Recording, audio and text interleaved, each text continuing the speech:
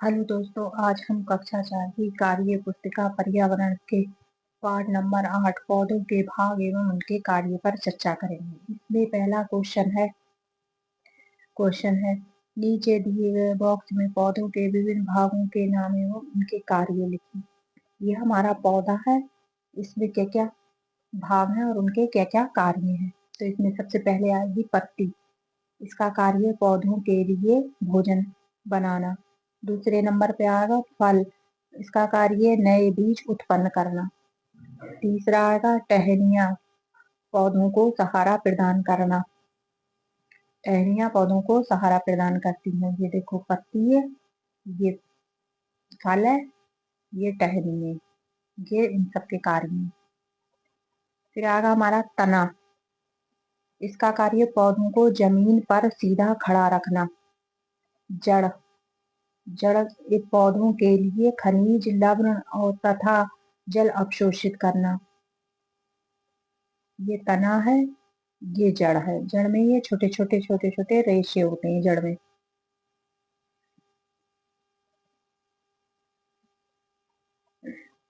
पेड़ पौधे सजीव क्यों कहलाते हैं? पौधे अपना भोजन स्वयं बना सकते हैं, इसीलिए पौधे सजीव कहलाते हैं। पौधे अपना भोजन स्वयं बनाते हैं, इसीलिए ये सजीव कहलाते हैं। पौधों का वो भाग जो मिट्टी के अंदर है उसे क्या कहते हैं? उसे हम जड़ कहते हैं, जड़। पौधों के तने पर पाए जाने वाले भागों के नाम लिखिए। पौधों के तने पर क्या क्या पाया जाता है? टहनियाँ, फल, फूल आदि पौधों के तने पर पाए जाने वाले इसके ये भाग हैं। नीचे दिए गए चित्र में दो जड़ तंत्र दिखाए गए हैं, उसे पहचानिए और दोनों प्रकार के जड़ तंत्र में अंतर बताइए। ये रेशेदार जड़ है, इसमें छोटे छोटे छोटे छोटे रुए होंगे। और ये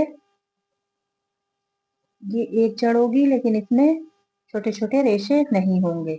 ये अलग है, ये अलग है। और हमें रेशेदार जड़, ये जड़ पानी की पर्याप्त मात्रा वाले स्थानों पर मिलती है। ये रोमों का समूह होता है, जैसे प्याज प्याज लहसुन आदि। मूसल जड़, ये मोटी मुख्य जड़ होती है जो गहराई तक जाती है। जड़ के में छोटे छोटे रोम पाए जाते हैं। ये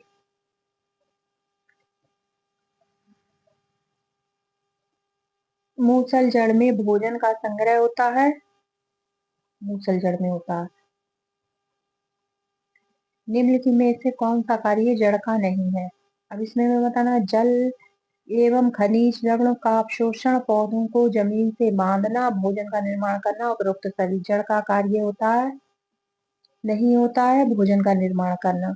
किसी भी दो खाद्य जड़ों के नाम लिखे। इसमें मूली आएगी, गाजर आएगा। विकास के बाग में एक नीम का पेड़ था। एक भारी तूफान आया, लेकिन ये नीम का पेड़ नहीं गिरा। बताइए कि ये नीम का पेड़ क्यों नहीं गिरा? क्योंकि इसलिए नहीं गिरा, इसकी जड़ें गहरी और मजबूत इसकी गहरी और मजबूत जड़ों की वजह से ये नीम का पेड़ नहीं गिरा। ना तो इसके मोटे तनों की वजह से, इसकी ऊंचाई की वजह से और इसकी शाखाओं की वजह से। ये सब गलत है, तीनों गलत। निम्नलिखित में से कौन सी पत्ती समांतर रेखा की है? अब इसमें बताना कौन सी पत्ती समांतर रेखा की है। तो हमारी ये वाली पत्ती, बा वाली पत्ती, ये देखो इसमें सीधी रेखा है, समांतर रेखा है, लेकिन इनमें टेढ़ी टेढ़ी है। ये ऐसी है, इसमें ऐसी ऐसी है, और इसमें ऐसी ऐसी ऐसी पत्ती वाली है। इसीलिए हमारी बी वाली सही है। नीचे दी गई पत्तियों में से कौन सी सरल पत्ती है? तो हमारी सरल पत्ती है पीपल की। देखो एक सीधी रेखा है। चंपा की पत्ती भी सरल नहीं है, नीम की भी नहीं है, इमली की भी नहीं है। नीचे चित्र में दी गई पत्तियों को आरती, सुषमा और पायल दो समूहों में वर्गीकृत करती है। तो बताइए कि विकल्प में किसने सही तरीके से वर्गीकृत किया है? ये समूह है। आरती समूह, खुरदरा सतह समूह, चिकना सतह समूह, सुषमा क्रमागत व्यवस्था समूह, आमने सामने व्यवस्था समूह, पायल समूह, धारदार किनारा समूह और सपाट समूह। केवल आरती, केवल सुषमा, केवल पायल नहीं, उपरोक्त सभी। सभी में यह है कि सभी तरीके से वर्गीकृत कर सकते हैं। पौधों के भाग एवं उनके कार्य है। अमन पौधों की एक शाखा को पत्तियों सहित पॉलीथीन की थैली के अंदर बंद कर देता है और अच्छी तरह तरह धागे से बांध देता है। फिर पौधों को 2 घंटे के लिए धूप में रख देता है। कुछ घंटे बाद पॉलीथीन की थैली में पानी की बूंदें क्यों दिखाई देने लगती हैं, कारण सहित लिखिए। अमन एक पौधे को की एक शाखा को लेता है और पॉलीथीन के अंदर बांध के रख देता है 2 घंटे के लिए। इसका मुख्य कारण है बाष्पोत्सर्जन के कारण, जिसमें पत्तियां अतिरिक्त पानी के वाष्प के रूप में छोड़ती हैं, तो वाष्प ठंडी होकर बूंदों के रूप में थैली में दिखाई देती है। ये हमारा बाष्पोत्सर्जन कहलाता है। बाष्पोत्सर्जन क्या होता है? पत्तियों द्वारा अतिरिक्त जल का बाष्पीकरण बाष्पोत्सर्जन कहलाता है।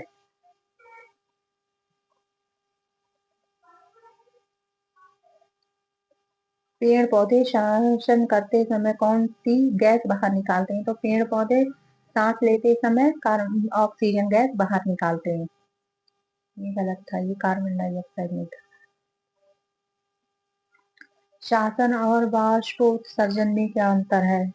जो पेड़ पौधे करते हैं, पौधे सांस लेते हैं, रात में सांस में होता है, रंध्रों द्वारा होता है, रात में होता है उनका रंध्रों द्वारा।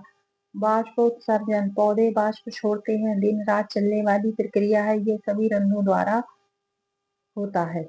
ये इसका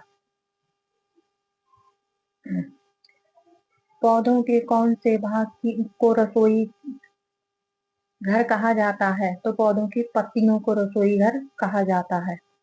जो हमारे पौधे की पत्तियां होती हैं, वो पौधों का रसोई घर होती है। निम्न में से किसके कारण पत्तियों का रंग हरा होता है? तो पत्तियों का रंग क्लोरोफिल के कारण हरा होता है। हमारी जो क्लोरोफिल होता है उसके कारण पत्तियों का रंग हरा होता है। प्रकाश संश्लेषण किसे कहते हैं? जब पत्तियां जल, खनिज, लवण व सूर्य के प्रकाश की उपस्थिति में भोजन बनाती हैं, उसे ही प्रकाश संश्लेषण कहते हैं। ये प्रकाश संश्लेषण हो गया। चित्र में पत्ती का अवधारित भाग दिखाया गया है, वो किसका है? चित्र में क्या दिखाया गया है? पर्णरंध्र दिखाया गया है। ये पर्णरंध्र दिखाया गया है। सतह पर के छिद्रों का क्या कार्य है? जो सतह पर है जो छिद्रों द्वारा पत्तियां वातावरण में गैसों का आदान प्रदान करती हैं, जैसे श्वसन, प्रकाश संश्लेषण तथा बाष्पोत्सर्जन प्रक्रिया में। ये सब छिद्रों द्वारा किया जाता है। निम्न में से कौन प्रकाश संश्लेषण में भाग नहीं लेता? सूर्य का प्रकाश नहीं है, नहीं लेता। सूर्य का प्रकाश, कार्बन डाइऑक्साइड, जल व खनिज लवण, तो इसमें चांद की रोशनी जो है वो सूर्य के प्रकाश में का संश्लेषण में भाग नहीं लेती है। चांद की जो रोशनी।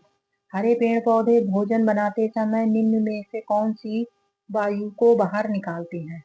तो ऑक्सीजन को बाहर निकालते हैं। पौधे अपनी जड़ों में के माध्यम से मिट्टी में पानी को अवशोषित करते हैं। ये पानी कहाँ तक पहुंचेगा? फूल, फल, पत्ती, जड़। तो ये पानी हमारा सिर्फ 3 पत्ती तक पहुंचेगा।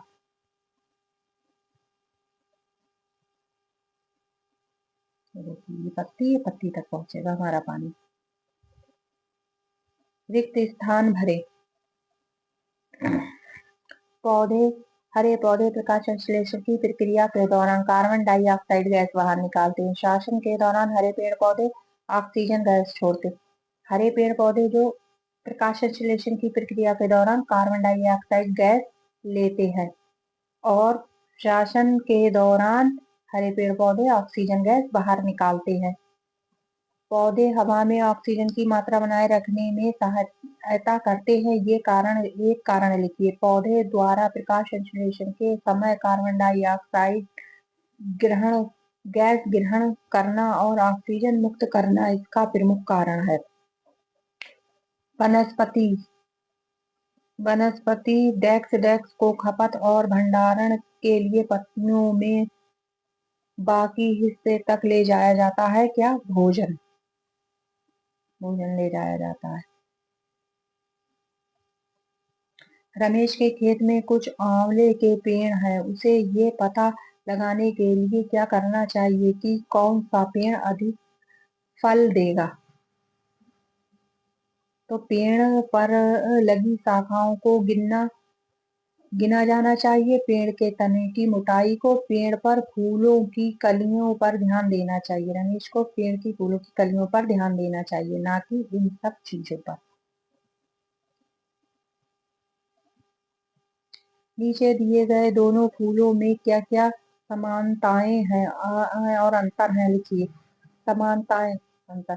एक फूल में कम पंखुड़ियां हैं, जबकि दूसरे प्रकार के फूल में अधिक पंखुड़ियां हैं। कौन से फूल में? इसमें अधिक पंखुड़ियां, इसमें कम पंखुड़ियां हैं। नीचे दिए गए चित्र में पौधों के भाग दिखाए गए हैं। गुलदारी, गुलनार, अलकमंदा, फूल गोभी। उपरोक्त चित्रों में पौधे के कौन से भाग को दिखाया गया है? तो इसमें पौधे के फूल वाले भाग को दिखाया गया है। ये जो फूल है इसे दिखाया गया है चित्र में। दिखाए गए पौधे के भाग का मुख्य कार्य क्या है? नए बीज उत्पन्न करना। इनका जो फूल दिखाए गए हैं उनका प्रमुख कार्य है नए बीज उत्पन्न करना। गुलदारी, गुलनार, अलकुमंदा अपने चमकीले रंगों के कारण आकर्षक है। ये कैसे उपयोगी है?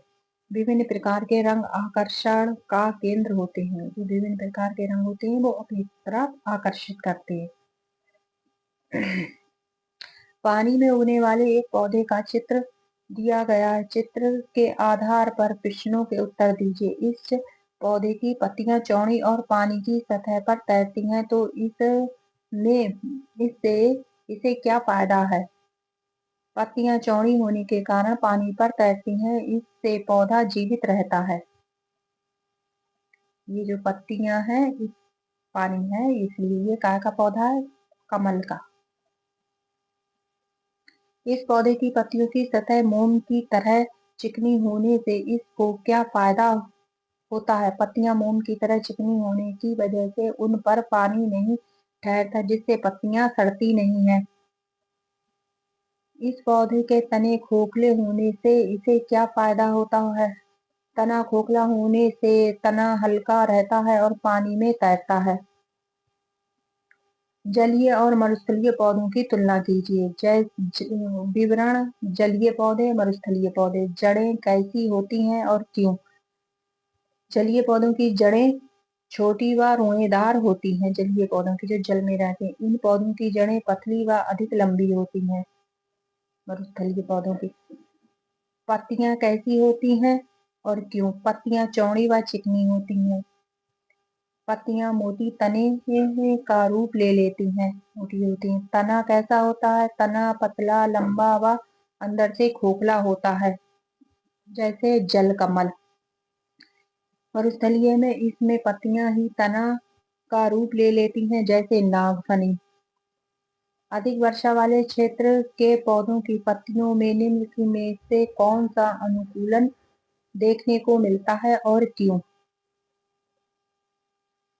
अनुकूलन: भोजन का संग्रह, अधिक वाष्पीकरण, कम वाष्पीकरण, पानी का आसानी से प्रवाह। ये है मरुस्थलीय वाले उसका, अधिक वर्षा वाले में। और ये पानी जब गिरेगा तो ये नीचे ऐसे बह के आ जाएगा इसमें। शंक्वाकार वृक्ष उन पौधों में पाए उन क्षेत्रों में पाए जाते हैं जहाँ अधिक सर्दी और बर्फ गिरती है। शंक्वाकार वृक्ष का कौन सा गुण बर्फबारी में उसे टूटने से बचाता है? पतली सुई की तरह पत्तियां, पेड़ की मोटी छाल, नीचे दी गई शाखाएं, दूर दूर तक फैले पेड़ नहीं। इसकी ये जो है, ये पतली पतली महीन महीन पत्तियां होती हैं, ये इसे बर्फ से बचाती हैं। ठंडे प्रदेश में पाए जाने वाले पेड़ों के चित्र दिए गए हैं। निम्न विकल्प में से कौन सा इनकी विशेषताओं को दर्शाता है? तो कौन सी विशेषता? पत्तियां छोटी एवं सख्त होती हैं ताकि बर्फ या ओले से इन्हें क्षति होने की संभावना ना हो। बीज सख्त आवरण से ढके होते हैं ताकि वे ठंड में भी जीवित रह सकें।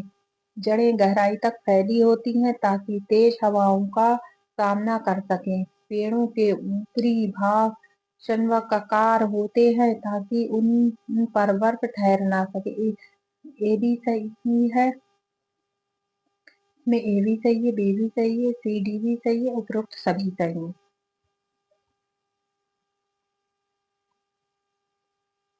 वीडियो अच्छी लगी हो तो लाइक और सब्सक्राइब करें। Thank you.